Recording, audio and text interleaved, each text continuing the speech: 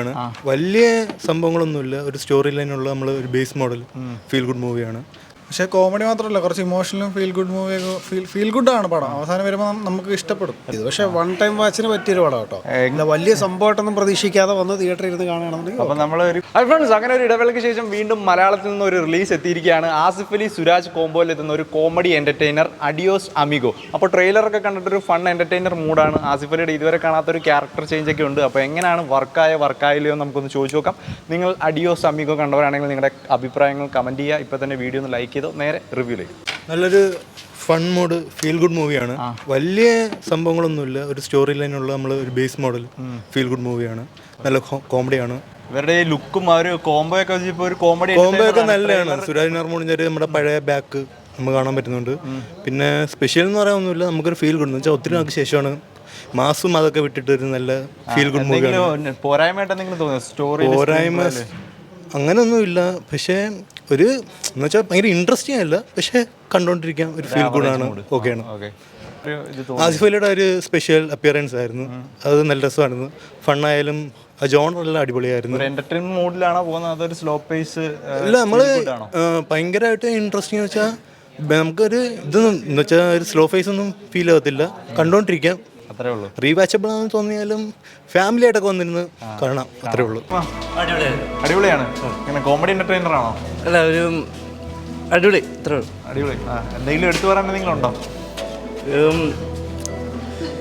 ഇഷ്ടപ്പെടും എല്ലാവർക്കും. ഇഷ്ടപ്പെടും. ഓക്കെ, എങ്ങനെ ഉണ്ടായി പടം? ഇഷ്ടപ്പെട്ടു, കുഴപ്പമില്ല. ഒരു വൺ ടൈം വാച്ച് വേറൊരു മൂഡായിരുന്നു പടത്തിന്.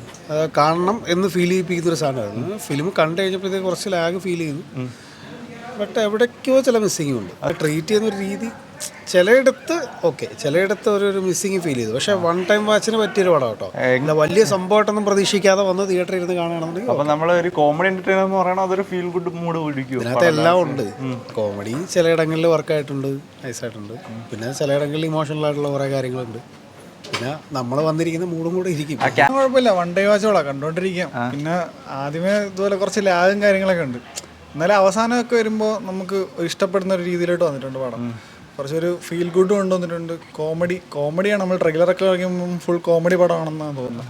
പക്ഷേ കോമഡി മാത്രമല്ല, കുറച്ച് ഇമോഷണലും ഫീൽ ഗുഡ് മൂവിയൊക്കെ ഫീൽ ഗുഡാണ് പടം. അവസാനം വരുമ്പോൾ നമുക്ക് ഇഷ്ടപ്പെടും. എന്റർടൈനർ മൂഡാണോ അതോ എന്റർടൈനർ മൂഡാണ്, പക്ഷേ വൺ ടൈം വാച്ചബിൾ ആണ് സംഭവം. ഓക്കെ, ആസിഫിയുടെ ക്യാരക്ടറൊക്കെ എങ്ങനെയുണ്ട്? അത് കണക്ട് ആവുന്നുണ്ടോ? 2 ക്യാരക്ടർ ഉണ്ട് ഇവരുടെ. പുള്ളിയുടെ ക്യാരക്ടർ ഓക്കെയാണ്. പുള്ളി അത് കറക്റ്റായിട്ട് നല്ല രീതിയിൽ തന്നെ അഭിനയിച്ച് വലിപ്പിച്ചിട്ടുണ്ട്. കണ്ടപ്പോൾ ഒരു കോമഡി എന്റർടൈനർ ആണ് പ്രതീക്ഷ. എങ്ങനെയുണ്ട്? Feel good movie. സ്റ്റോറിയൊക്കെ ഇഷ്ടപ്പെട്ടു. ലാഗ് ഒന്നും ഇല്ലായിരുന്നു, ഫുൾ എന്റർടൈനർ ആണ്. അത് 2 ഡിഫറെന്റ് ക്യാരക്ടറുടെ ഒരു കോമ്പിനേഷനാണ്.